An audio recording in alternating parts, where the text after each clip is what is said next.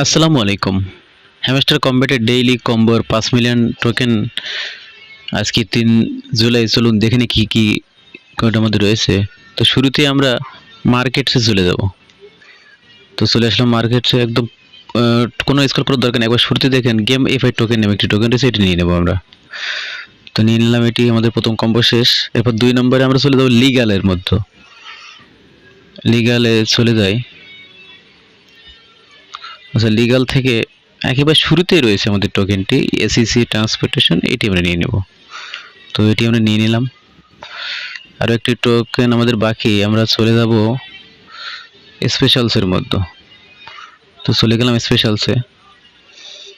একেবারে শুরুতেই দেখুন কোনো স্কলের দরকার নেই, ওয়েব থ্রি গেম অন নামে একটা, এটা আমরা নিয়ে নেব।